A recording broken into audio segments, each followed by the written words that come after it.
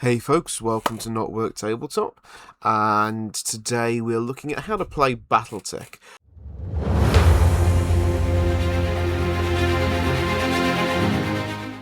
There's a new version of Battletech on the way. When I say a new version, the game hasn't changed much in its many years. There's been tweaks here and there and slight adaptations on how you do this and that.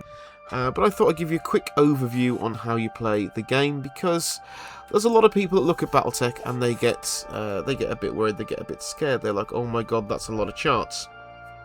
And they're kind of right. But it's a lot of information if you try and take it all in at once. But realistically, what you need to play Battletech is only a few sides of A4. And when they say a lot of charts, I'll show you what people mean. It's going to take a little bit of clicking here. I'm going to come off the screen with the mechs on. Here we go. So we've got a chart there, we've got a chart there, we've got a chart there, we've got a chart there, we've got a chart there, chart there, and a chart there. Now that looks like a lot of charts, but what you've got to factor in is that a lot of this, and this on the starter sets, when they give you a reference chart, they're not actually this big. These are cuts from the Battletech rulebook, the one that deals with just battle mechs, as opposed to like a master rules. And these are full-page A4 expansions of a more condensed actual physical chart. If we go back onto Tabletop Simulator, and I go scooting across the simulator, you can see most of what I've just shown you is in fact... So a lot of this is in fact all... And these are not very great representations in the copy. I'm using Dave's Battletech Tabletop. And these are decent enough copies, but unfortunately in the video they're not coming up particularly well. But a lot of what I've just shown you scattered across 6 or 7 pages of A4 is in fact represented on these two sides of A4. Your attack modifiers, you have missile hits, your locations. Now this can look intimidating. Got the backs of them as well. This can look intimidating, but what you've really got to remember is that in a game of Battletech, you will basically use mostly these two pages, or something very similar to them. Let's get back to the centre. Centre on the Phoenix Hawk. And one other thing, you use those two pages was represented. Let's come off TTS. Represented in these pages. Some of them won't have everything there. This has additional information for additional things like weather conditions. You don't necessarily use them. Some of these extra terrain modifiers, you don't really use them. In a lot of basic games, these are for scenarios. These are for if you're trying to when you expand your knowledge of the game a bit more, when you widen things out. So a lot of this is mostly this top half is what you use, and this little bit here, and these two bottom sections don't necessarily come into it a huge amount. All of this is used, but all of this is condensed down. All of this is condensed down on that sheet. This is all on that sheet as well. Typically in a space that is a half at the top. Half space at the top. This will all be factored into. So this all condenses down. This is an expanded cluster hits table. This table is 2 to 3 times the size of the table, because with your basic gear you call 30 25 to 30 50. Now when I say that, the game is played in various eras. So this is a future historical war game, it really is. So the year 3025 will have a specific gradient of technology that you use, a specific set of weapons, and they typically need to use multiples of 2, so 2, 4 and 6, and they'll typically use a multiple of 5, which is 5, 10, 15 and 20. You don't need anything else really for that era. Maybe for using some of the infantry rules, but again those are considered not advanced rules, but like extra rules. Extra things you can throw into the game to make the game work. So a lot of this is all cut down. Mech hit locations. You look at this. Oh, this is a lot. This is a lot. It's really difficult. It's not. Trust me, it's not. Because this is the other piece of paper that you use. Every mech gets one of these. This is a Battletech record sheet, and 90%, I would say, or 70% of the rules you need for the game, as in the things you operationally need to know once you understand how things work. So if you've played Warhammer and you understand how ballistic skill works and weapon skill works and attacks works and movement works, or if you've played anything else like that, or any other game, once you know how the core fundamentals of the game operate, this is most of your rules. And we'll go through some of the sections here. So you have the name of the unit. There's some of the mech sheets will have a picture of the unit. You have the name of the unit. You have its tonnage. Now everything in Battletech, every mech, every unit is made to a creation system. There is a structured creation system for it. That you can go and there you can get the customizable rules. They used to be in the old compendiums. They're in a separate book for the current release of books. I don't know what it's going to look like going into the new releases that are out very, very soon. And they might even be out in the States at the time this video goes out. But everything is built to a formula. Everything has a weight. Everything has a space that it takes up. There is so much that a mech can carry. The engines are weighted depending on how much movement they give you. Everything is calculated. None of this is random. None of this is a designer going, well, this would be cool, and they just put it in. They might go, this would be cool, and then they work out how much weight it's going to take up, how much space it's going to take up. And again, this may look intimidating, but it's not. If you think this is 70% of your rules on one handy reference sheet, and you think about like a lot of the cards that games like, again, Warhammer, to use a reference, use at the moment, most of their games, they have cards that are almost A5 in size, with a whole stack of rules on them, and then you've got your army rules, and then you've got these other bits and pieces. This is actually simpler, because you've got your walking, running, and jumping rates here. So these are movement rates. These are movement rates. So you have a walk of 6, a run of 9. Now your run is calculated from your walk. So if anything happens to your movement points, the walking goes down, you recalculate your running. Your run is 50% again, so that's half again as fast as the walk. So the Phoenix Hawk here has a walk of 6 and a run of 9. If you are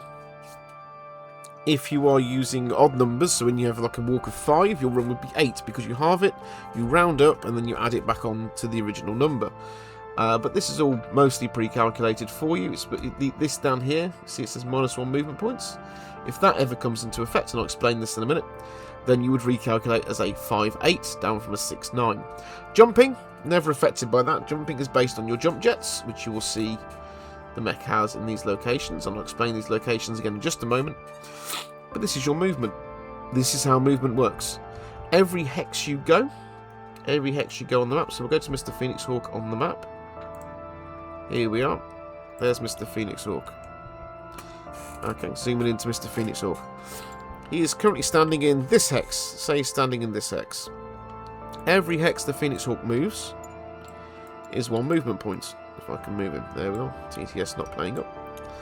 I'm going to look down a little bit on this so it's sort of easier to do this. So that's 1 movement point. So we started there, and we went 1, we went 2, and we went 3. That would be 3 movement points. Now, the Phoenix Hawk, as we can see, has 6 walking points, 9 running points, and 6 jumping points. So when you move, you choose one of these movement modes. Just one. Just one of those movement modes is what we do when you move. And, zoom back into it. You can use that to travel basically in straight lines. Now, every hex, all this is all on one of those charts I showed you. Every hex costs 1 movement point. That makes sense. What if you want to turn? What if you don't want to go in a straight line? Well, every facing change you make also costs 1 of those movement points. So if I wanted to face there, that's 1, that's 2, that's 3, that's 4. Oh ho! 4, well I've got 6, so why would I only move 4? Well, you probably don't want to. But you can see here we've got some terrain printed on the map sheet, and these are woods. You might notice that some of the map sheets, most of the map sheets these days will have it written on. Some of them relied on the density of the artwork. This has both. So this says light, just here.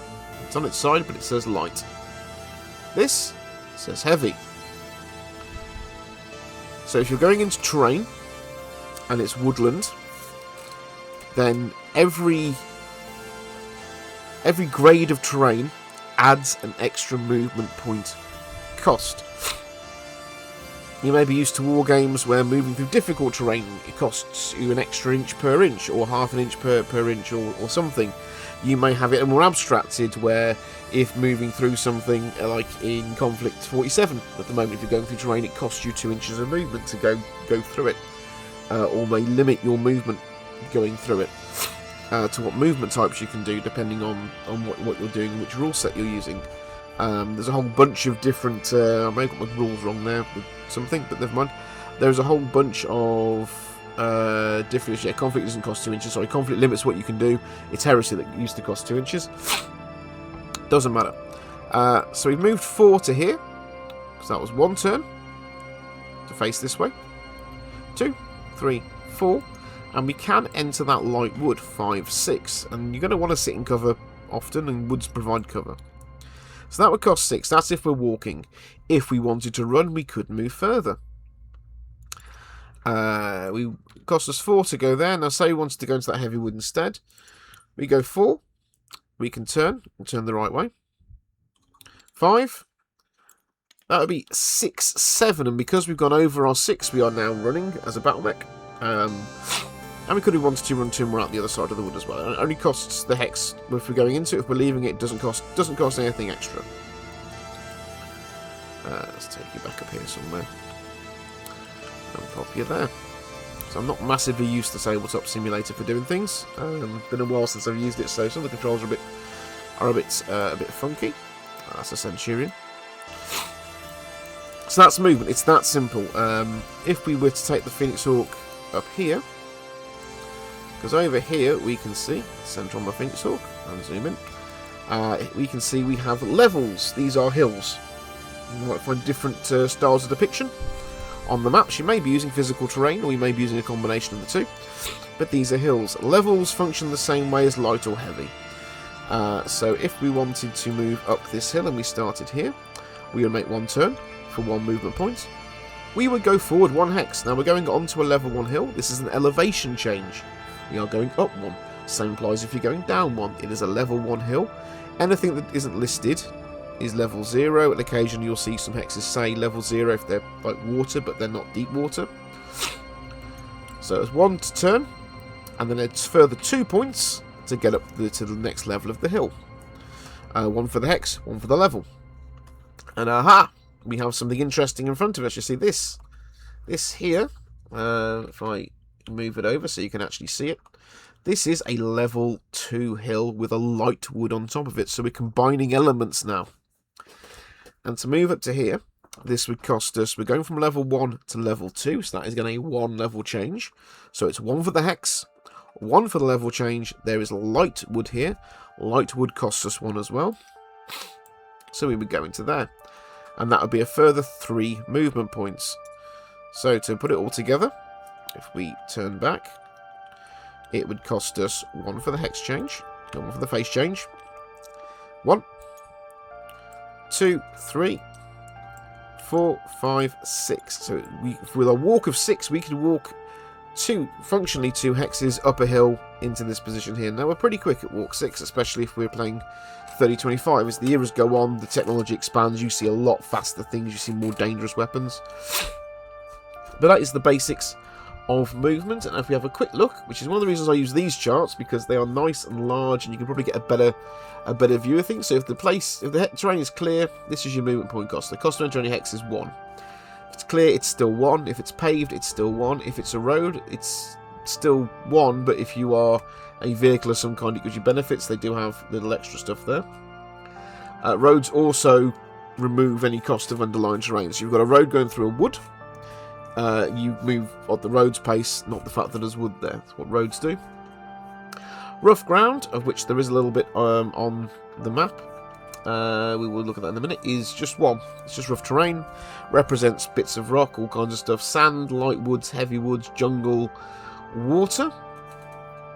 Water is an interesting one. Now, some of these, you may notice, also require a piloting skill roll. We'll talk about that in just a minute. To actually successfully enter. Now, in fact, so I'll talk about it in a minute. I'm going to talk about it now. because it's relevant to movement and everything onwards. A lot of the charts, especially when they're exploded charts like this, will list a pilot skill roll modifier. Now, a lot of them have dashes, but you may notice that rubble, similar to it, has the same cost as rough, but there's a +0 instead of a dash. Now, the +0 means that while there is no modifier to it, it does require a pilot skill roll to do. If you are running on roads like tarmac, depending on how much rules you're using, because the rules can get very, very grainy, but that's a choice that you tend to make. But running on roads tends to have a skidding effect if you run and turn. Not sure where they went. There is a skidding table somewhere. I think it's there. Pilot skill roll table. So this table, of which there is a version typically on most of the normal reference cards. The two-sided reference card will have most of this table on there. Some of this is slightly specialised. You don't tend to see a lot of sand, for example. Jungle's fairly rare, except for specific scenario maps. Running after face change while on pavement is skidding, and it gives you a page reference for this particular book of where you find the skidding rules, which is nice. But if you do anything that's listed here, then you make a pilot skill roll. And the pilot skill roll is a simple thing. It's not difficult. It's not hard. What you will normally have on a mech or on a sheet somewhere is you will see there is somewhere you have the warrior data where you can name your guys or girls, you can name your mech warriors, and you have your gunnery skill and your piloting skill. And the default for the inner sphere is a gunnery of 4 and a piloting of 5. And I'm trying to do this with a draw function on PowerPoint. Okay, I'm not sure if adding text would actually work better. Table, text, can I actually put text in? I don't think I can, not the way I want to. Doesn't matter, I'm now talking to myself. But the simple fact is you have these numbers. And these are the numbers you need to roll higher than on 2d6 to pass the roll. So if you are running or you are moving and you do something that requires a pilot skill check, for example, entering water. Entering water currently requires a pilot skill check. I think they're changing it to make it a little bit less punishing. I think it's only when you're going in on the first hex of water. If you're moving through water after that, you haven't got to make the roll for every hex. But if we go down and we check our movements table, you have got water depth 1 is a -1 pilot skill. The -1 is actually good because this is a modifier to the skill, not the dice roll. Modifiers are to skills, not dice rolls. Oh, my cursor's vanished. There we are. Cursor's completely vanished because I've got the draw thing still on. Here we go. There we are. We found it again. We got a cursor back. So it's -1. -1 is actually good for you. The penalties go on to, well, the negatives go on to your skill number, not the target number.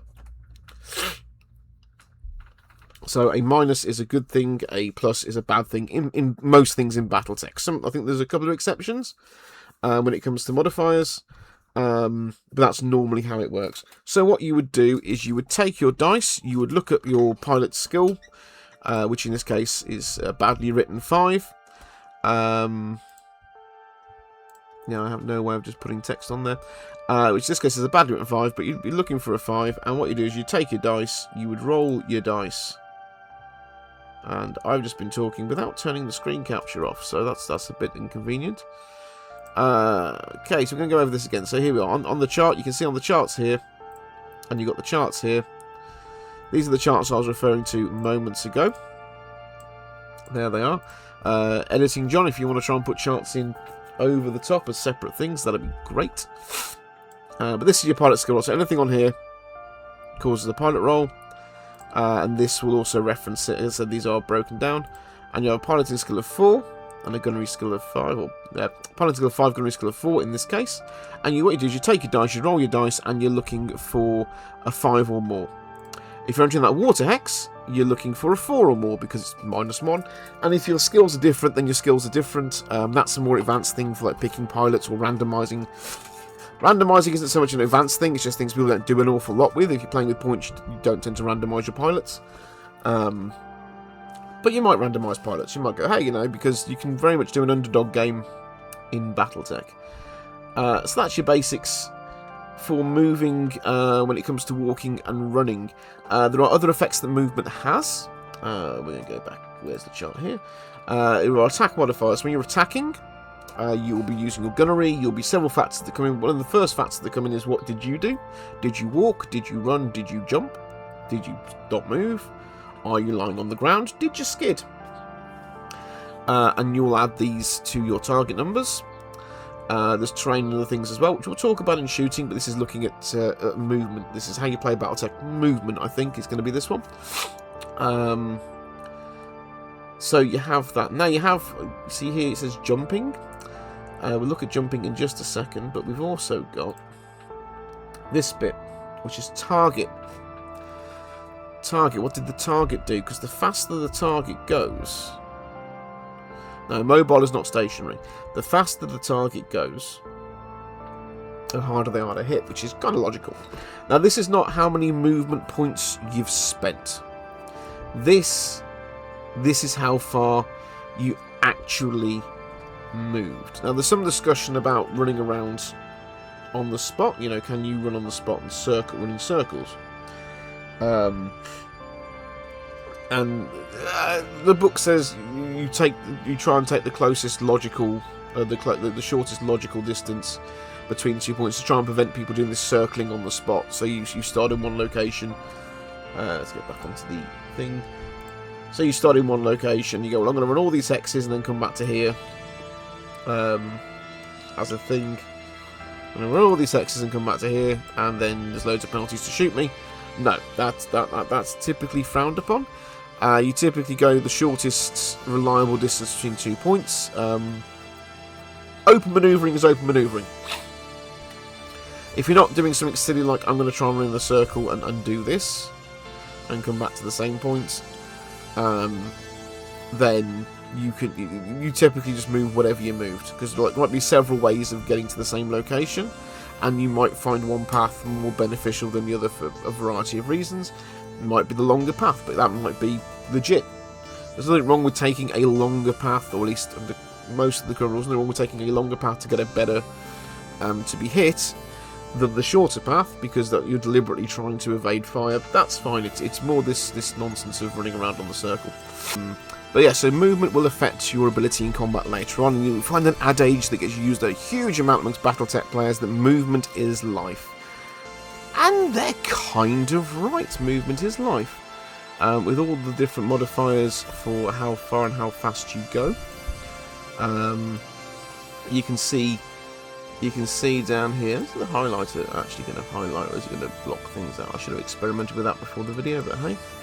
There, so you can see down here you've got all of these numbers for all of these hexes moved, and that's quite useful to know and work out. And you kind of, what you're trying to do is you want to get your two hit, as in getting shot at, higher than what you're giving away in terms of your movement. So if you walk, you ideally want to get into a wood or something that's going to give you some decent cover. You're going to want to try and expand that walk to 5 or 6 actual hexes moved. So you're generating a +1 on your hits. Your gunnery 4 becomes effectively gunnery 5. But likewise, you're giving away you're giving a +2 to be hit. So their gunnery 5 becomes a gunnery. So gunnery 4 becomes gunnery 6. That's the ideal. It doesn't normally work out quite that way, especially for heavy units. Heavy units normally end up giving up modifiers to fire for being shot at. But I'm getting ahead of myself. We're talking about movement. And something else we need to talk about in movement is jumping. Yes, jumping. Not every mech can jump. This Centurion over here lurking down in the field. Let me get back onto the map. Trying to do this. I need a third monitor now. So this Centurion over here, this Centurion cannot jump. So the Centurion, I can tell you, has a walk profile of 5. So 1, 2, 3, 4, 5. Get up there quite happily. Or a run profile of 8. So he gets to the top of the hill and then couldn't go any further. And that's what they can do. And if it gets hot or it takes motive system damage, which we'll look at in a bit, that's all it does. I don't know why I'm stumbling over that. The Phoenix Hawk, on the other hand, this Phoenix Hawk here, which is not the easiest mech in the world to use initially, but it's a very good mech if you do know what you're doing with it. Now, the Phoenix Hawk, say it was here. Okay. And the Phoenix Hawk wants to get in close to the Centurion. The Phoenix Hawk wants to get in close to the Centurion. You've got 1, 2, 3, 4, 5 hexes, 2 of light wood. So it could go 1, 2, 3, 4, 5, 6, 7. So it could run to there. It's not massively helpful. Ooh. Phoenix Hawk is now... Look at that. There we are. Wombling all over the place. So that's fine. That's 7. Or, and I haven't positioned this particularly well, say it was 1 hex closer.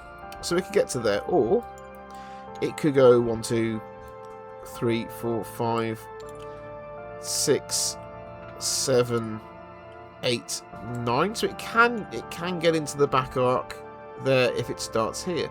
However, and back armor on a mech is thin. We'll look at armor in a minute. Saying we'll look at a lot of stuff in a minute, but we will. We're going to look at it. What if the Phoenix Hawk was here?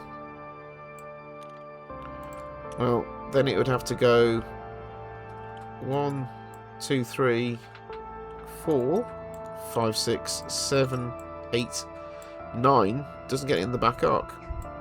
But the Phoenix Hawk, if you remember, has a jump movement of 6. When you jump, you don't really care what's in the way. You can go over anything up to a combined level total equal to your jump. So the Phoenix Hawk can get anything that's level 6. Now, woods, trees, mechs are level 2. With a head that is just slightly higher than level 2. Mechs are default level 2. So a level 1 hill comes up to the waist. Halfway up the mech. Woods are also default level 2. Everything else will have a level printed on it, but woods and jungles and other terrain features tend to be default level 2. Rough doesn't have a level, it's just rough ground. So it's the trees. Your trees are normally level 2 and mechs are level 2. Those are your 2 most common things that default to a level. So you've got what we remember we had over here. I'm going to move you over here for a second so I can centre on you. Here we go. We have a level 2 hill with a light wood on top of it. So that's a combined of 4 levels.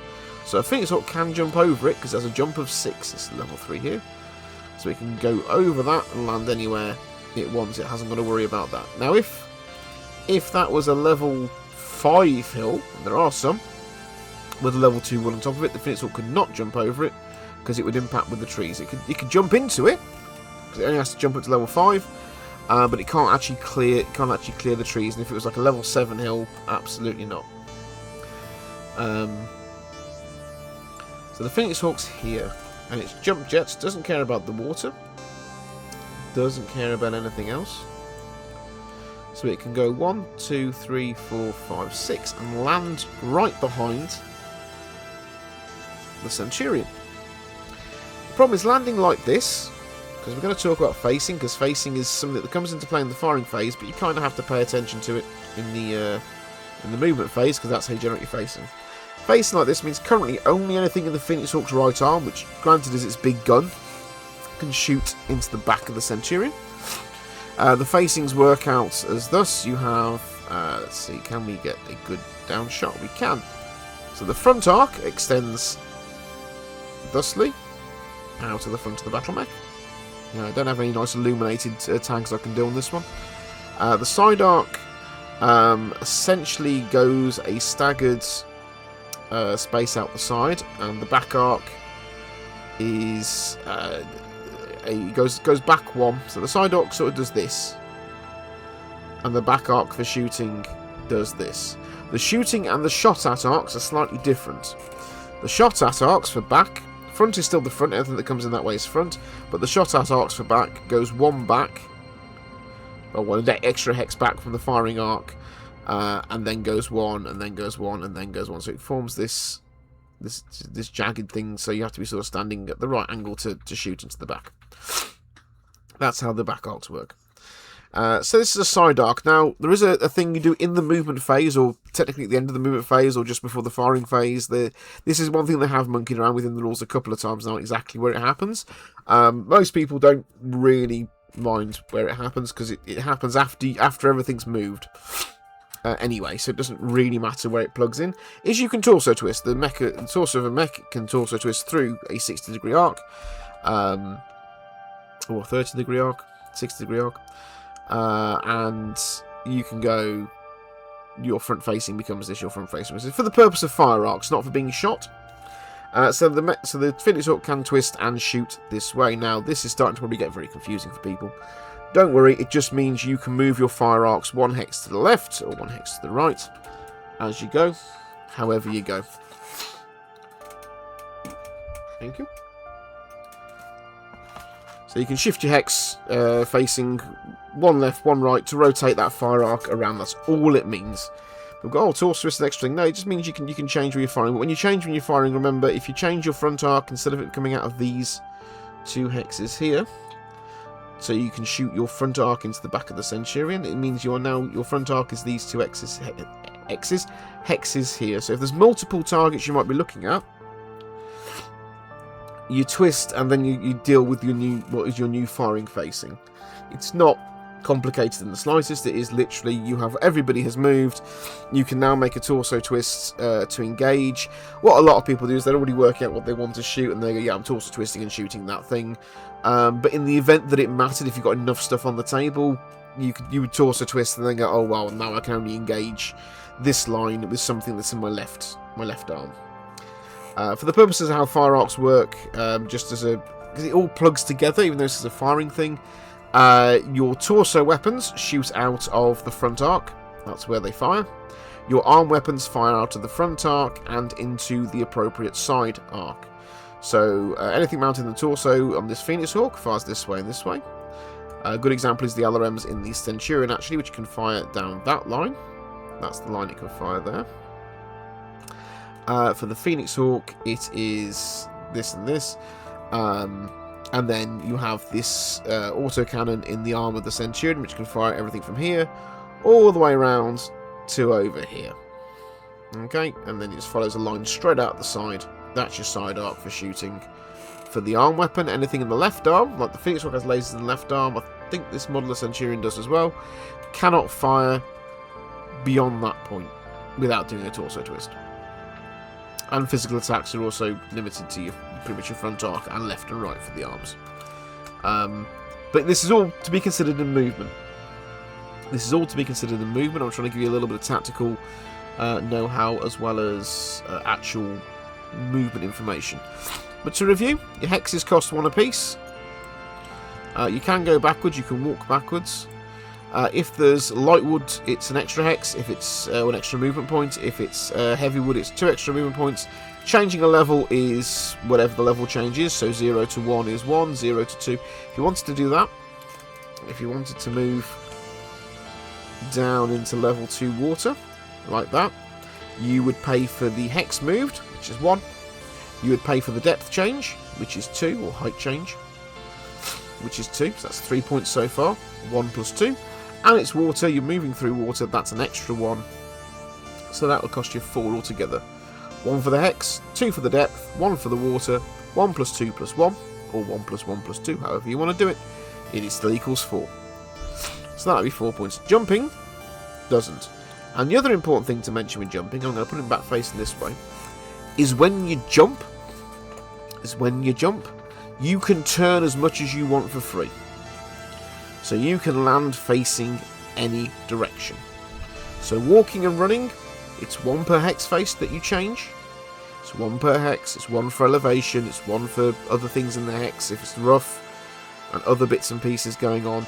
Heavy is an extra 2. Most things are an extra 1, especially in a lot of the starter scenarios, a lot of the initial map sheets, like the opening map sheets you'll get. You see on this one there's a whole bunch of terrain, and these are the same map sheet repeated. There's a whole bunch of terrain, but there's not a lot that's going to cost you a lot, with the sole exception of level changes. And it's mostly this here and these heavy woods. And you can reference your movement for that, but jumping lets you clear anything up to your jump value. and you can turn as much as you want. That's movement. The only other thing to think about with movement, and this comes in later, is that movement generates heat, and it generates heat on a really, really easy way, which is 1 point of heat for a walk, 2 points of heat for a run, and jumping starts at 3, but is the same as the number of hexes you've moved, because it's really hot to jump. So it's 1, 2, 3 plus. Okay? But that's your movement. And I spent a lot of time talking about it and go, oh god, that's really complicated. It's not. It's not complicated. It literally comes down to what your movement points on your sheet say. Let's have a look at the sheets. Look at the Centurion. That's the Phoenix Hawk.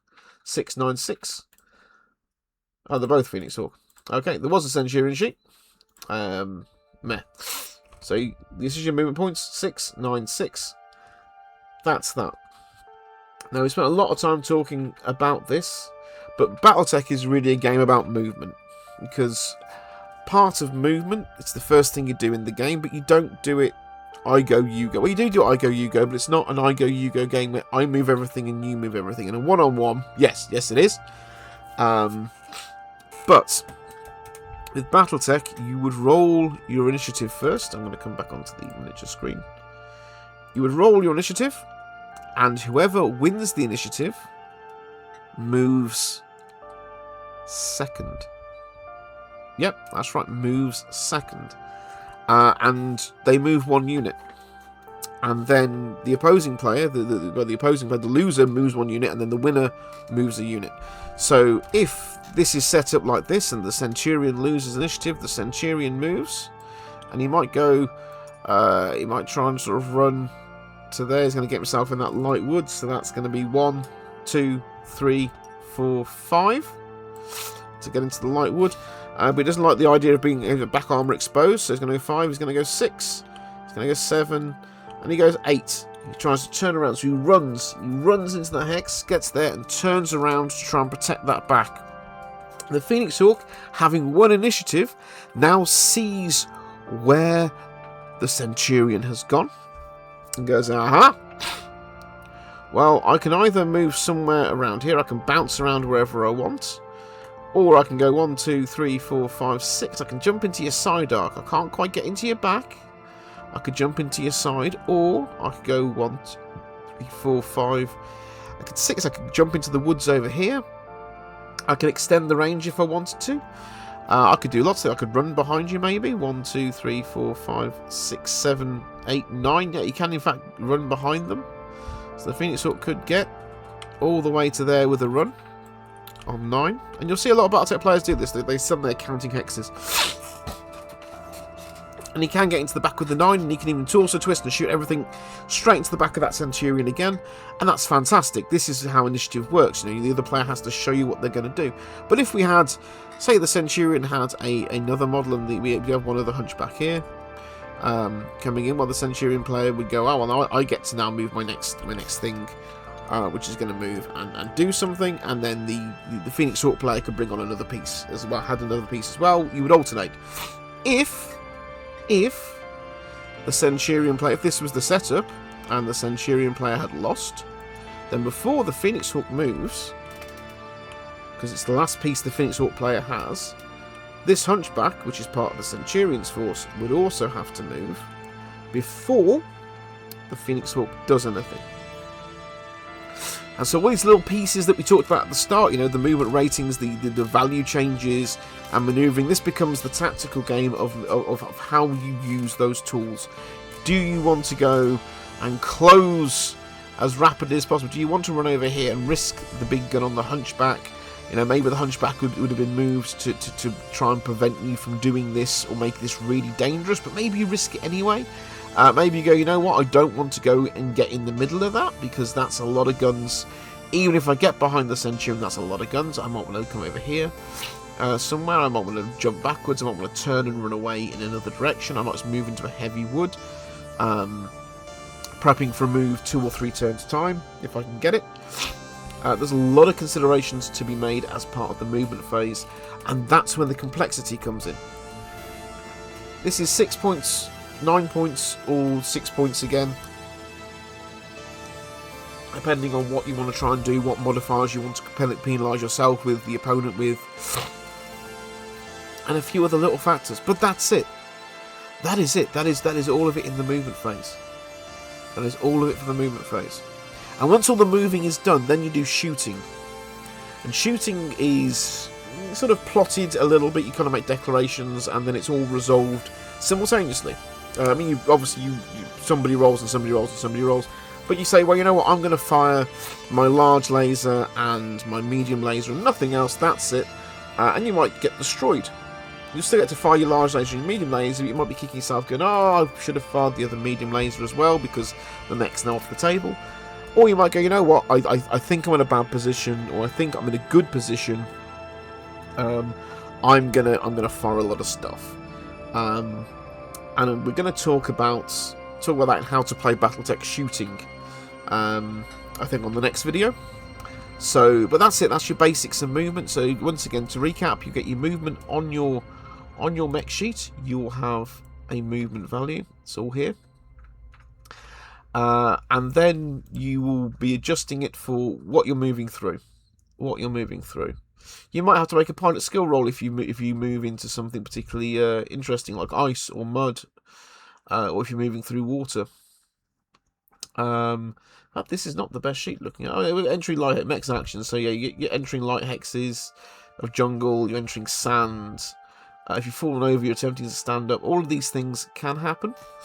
But mostly you just look at this and go, well, you know, it's going to cost me an extra hex here, an extra hex there, and it's just a few movement points. And that's how you move. And that's the start of how you play Battletech. We are going to look at shooting next time and how damage and things work. That's what I've got all this set up for. Let's look at some damage. But there's the movement phase for you. Don't get intimidated by it. It's a very lot of tactical play. It's very chess-like in many respects. There's a lot of I go, you go elements to it, but it's alternating activations. It's not a full I go, you go. And it is about manoeuvring as best as you can to make the best opportunities that you can get, and you'll learn that as you play. But that's all that the movement does. Now everything else on those sheets I know looks intimidating, but this is simpler than moving. This is simpler than moving in many respects. But there we go. There's part 1, and hopefully I'll see a more concise shooting phase. Because the problem with movement, the interesting thing with movement is it impacts so much other stuff that you kind of have to express it. But play a few games and you will learn the difference. And one thing before I do sign off is that you'll see a lot of people talk about movement dice. And I don't think, sadly, I have it set up to show you the movement dice, but I might do when I'm doing the shooting. Is you'll have various dice. Yeah, see, this is a lot of little tools on it for playing here, but you don't really need a lot of this. You just need some dice. Blocks, note cards, counters, yeah. So you see a lot of people use movement dice, and what they'll do is they'll get a dice, and what you'll do is the dice colour, which is usually white for a walk, black for a run, and red for a jump. So this is conveniently a red dice. And we'll put it next to the Phoenix Hawk. So say the Phoenix Hawk, we'll go back to our positioning down here. I know it's not perfect. Where we did the jump. We jumped in behind the Centurion. And we'll go up to the dice as well, because that's a black dice. There we are, it's nice. So we'll say the Centurion ran. And for whatever reason, the Centurion came running on, and he didn't go through the wood. And if our Centurion started here, good little example at the end. If our Centurion started here, he would go 1, 2, 3, 4, 5, 6, 7, 8. Okay. So this is something that is really handy for actually working out the calculation. So we started here, so we ran. We got a black dice for run. Black dice means we are at +2 to hit. So the Centurion wants to shoot the Hunchback. It would be calculated as modifiers and adding 2 to that hit. So currently 6 is because of the gunnery. I'll explain that later. However, we went 1, 2, 3, 4, 5. We actually went 6 hexes. 6 hexes. So what you would do is you would look it up on the sheet. And you know what? I can just go straight across the sheet over here and look it up. Yeah, here we go. Not a bit of fuzzy on here, but 5 to 6 hexes is +2. It's +2. So what we would do, trying to recenter on the Centurion, there we are, is we would, rotational value, thank you, put a black dice with a 2 next to the Centurion. So we go, right, okay, the Centurion ran, and for anyone shooting at it, they're at +2 to hit, which is a bad thing. And then the Phoenix Hawk comes jumping in from 6 hexes away. I know it's not quite the same. It comes jumping in from 6 hexes away. We go, well, we've just jumped 6 hexes, and this is something else I forgot to mention earlier, so naughty John. So we have also moved 6 hexes. 6 full hexes. That's also worth a 2. However, on the movement chart, if your target jumped, which we did, it's an extra +1. So that becomes another good reason to jump. So that becomes a 3. So we can both clearly see what movement action they took, which affects the first part of the chart, and what the penalty to shoot them is, because we haven't got to try and remember where they came from when everybody's finished moving. Oh, hang on a second. Was I here? Was I here? Was I here? You haven't got any of that. Oh, no, that went behind me. So yeah, you haven't got to go, well, was I over here? Was I here? Was I here? Where was I? And then I moved to here, because no, we know how far we went. We went an actual 6 hexes. This one went an actual 6 hexes. And we have the modifiers already there. So when you come around later, you go, oh yeah, I ran, so I'm adding 2 to my hit, and I'm 2 points harder to hit because I went 5 to 6 hexes. So there we are. There we have that nice little trick at the end, and this is how you should be noting things out. This just makes life so much easier. Just get a few dice. It hasn't got to be white, black, red. It can be any colour combination you want, as long as everyone's using the same colour combination and everyone understands at the table what they denote. But there we have it. There's some basics of movement. This is more of a sort of test video on the theory. I was more learning the technology as well. But please like, subscribe. There's going to be more stuff coming out. I'm going to be talking about shooting. I'm going to be talking about physical attacks.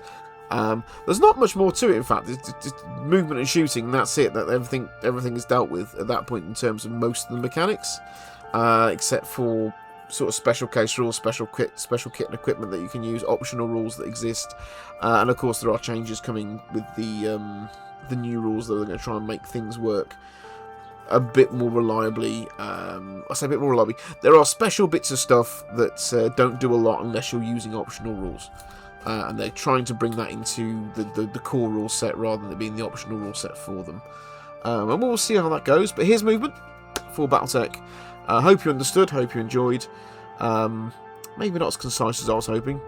But there we go. We'll look at shooting next time. We're going to look at some and how you deal with shooting and how you work out shooting and some base things. And then we'll start looking at tactics and how you use various mechs to their best. And what sometimes deployment and things look like in the future. Yeah, please like and subscribe and stop by again. And I'm going to stop. That's getting edited now.